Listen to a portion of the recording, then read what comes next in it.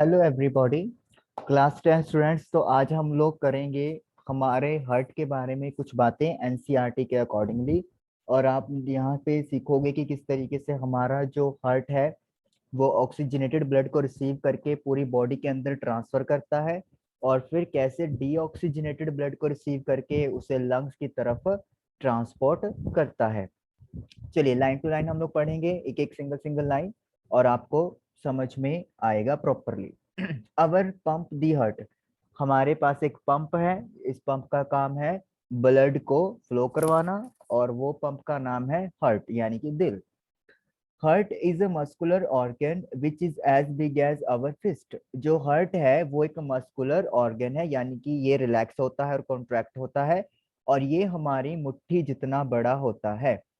Because both oxygen and carbon dioxide have to be transported by the blood, क्योंकि blood ही वो जरिया है जिसके द्वारा पूरी बॉडी में ऑक्सीजन जाता है, और कार्बन डाइऑक्साइड को भी इधर उधर करना होता है, वो ब्लड के थ्रू हो रहा है।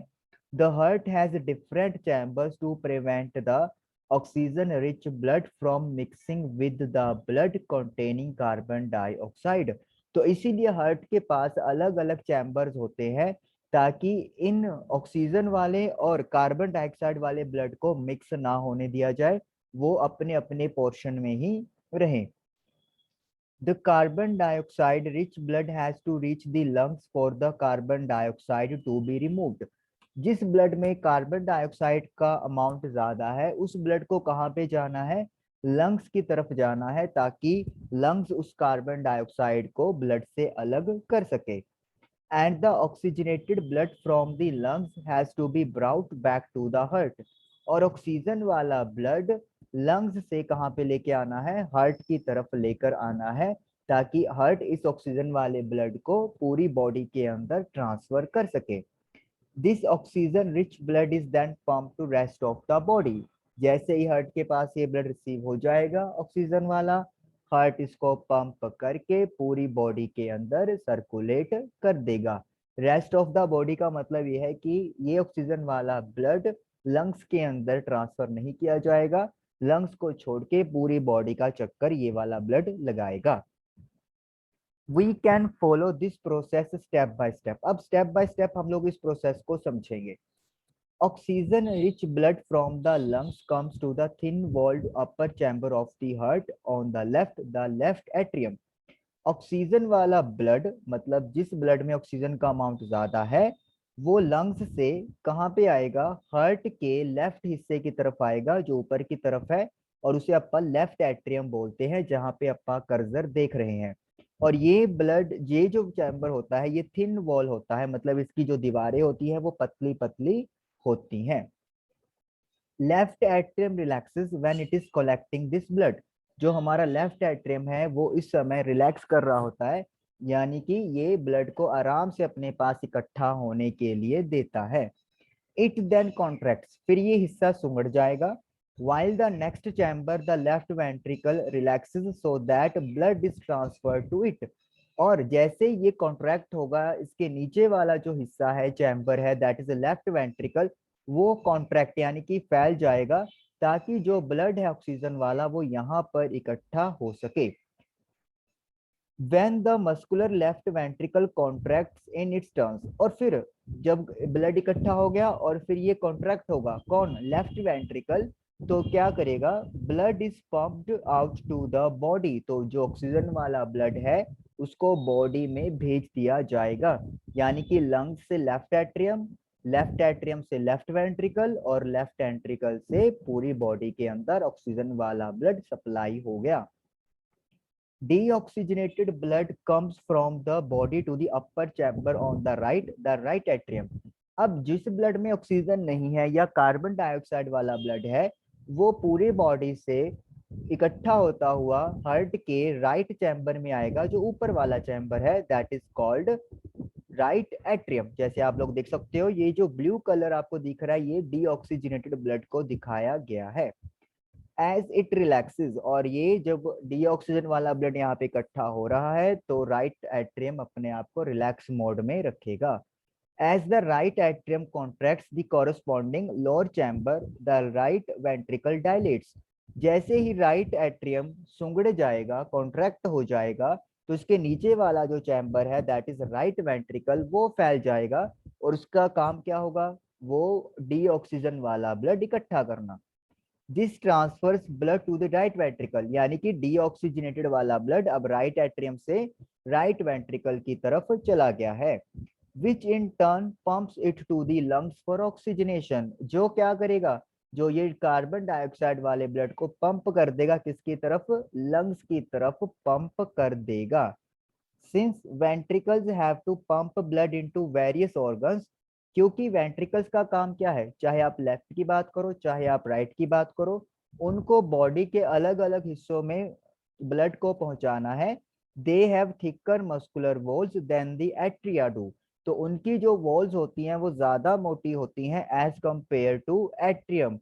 यहाँ पे लेफ्ट एट्रियम और राइट एट्रियम की बात हो रही है, क्योंकि दोनों का काम ही ब्लड इकट्ठा करना है, तो इसलिए इनकी वॉल्स थिन होती हैं, लेकिन इन दोनों का काम है ब्लड को आगे ट्रांसफर करना बॉडी के अलग अलग पार्ट्स में, इसलिए इनकी वॉल्स थिक होती हैं।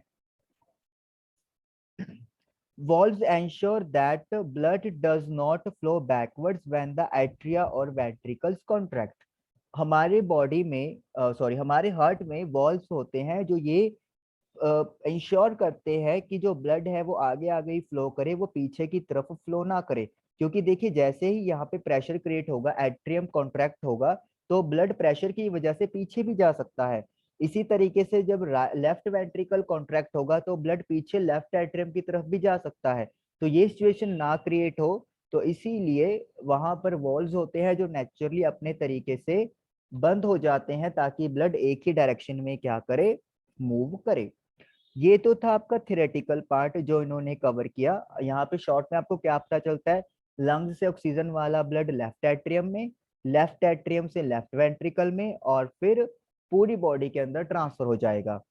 कार्बन डाइऑक्साइड वाला ब्लड राइट एट्रियम में, राइट एट्रियम से राइट वेंट्रिकल में, और वहां से लंग्स की तरफ चला जाएगा। ये हमारे हार्ट के 4 चैम्बर्स के अलग अलग फंक्शन हो गए। अब आपको कुछ अलग चीजें भी दिख रही हैं यहाँ पे, जैसे पल्मोनरी आर्टरीज, पल्मोनरी वीन्स, तो इनका काम क्या है।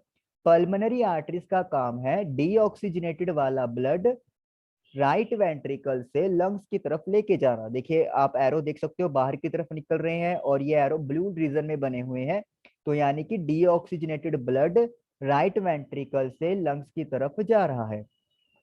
फिर देखिए पल्मोनरी वीन्स, एरो नीचे की तरफ आ रहे हैं अंदर की तरफ और रेड रीजन में बने हुए हैं, तो यानी कि लंग्स से जो ऑक्सीजन वाला ब्लड है वो हार्ट के अंदर यानी कि लेफ्ट एट्रियम के अंदर एंट्री कर रहा है।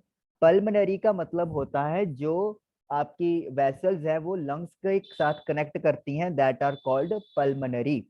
तो ये लंग्स के साथ है कनेक्शन, इनका भी लंग्स के साथ कनेक्शन है, that is why the name is pulmonary here. Aorta, आप क्या देख रहे हो, लेफ्ट वेंट्रिकल से जो ऑक्सीजन वाला ब्लड है वो पूरी बॉडी के अंदर ट्रांसफर हो रहा है, तो जो मेन पाइपलाइन अपन कह सकते हैं blood vessel, that is called aorta. Aorta के थ्रू पूरी बॉडी में ऑक्सीजन वाला ब्लड ट्रांसफर होता है। फिर आप देखिए राइट एट्रियम के दो यहाँ पे पोर्शन ओपन हो रहे हैं, vena cava from upper body, vena cava from lower body, यानी कि ये जो अपर और डाउन बॉडी से वेना कावा आ रही हैं, इनका काम क्या है, बॉडी से डीऑक्सीजनेटेड ब्लड को इकट्ठा करके राइट एट्रियम तक पहुंचाना। ये हमारे हार्ट के ऊपर वाला हिस्सा हो गया, और ये वाला जो है वो हार्ट से नीचे वाला हिस्सा हो गया, जहां से डीऑक्सीजनेटेड ब्लड को इकट्ठा किया जा रहा है। उसके बाद एक आपको दिख रहा है यहाँ पे सेप्टम, जिसका नाम है डिवाइडिंग वॉल। मतलब अब आपने शुरुआत में ये पढ़ लिया था कि चैम्बर्स के बीच में यहाँ पे डिफरेंस होना जरूरी है, क्यों, ताकि वो ब्लड आपस में मिक्स ना हो सके।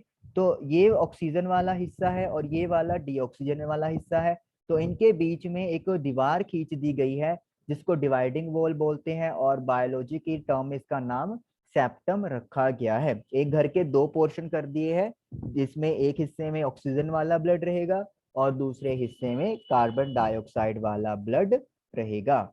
तो ये कहानी थी आप लोगों के हमारे हार्ट के बारे में, जिससे आपको पता चला कि कैसे ऑक्सीजन वाला ब्लड हार्ट से बॉडी में और फिर बॉडी से डीऑक्सीजनेटेड ब्लड हार्ट में और हार्ट से लंग्स में ट्रेवल करता है। अगर आप लोग इसको वीडियो को 2 बार अच्छे से देखोगे और प्लस अगर आप इसको एक बार अच्छे से रीड करोगे, तो आई होप कि आपको ये चीज क्लियर हो जाएगी।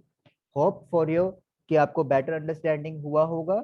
Thank you very much for watching the video. Thank you once again.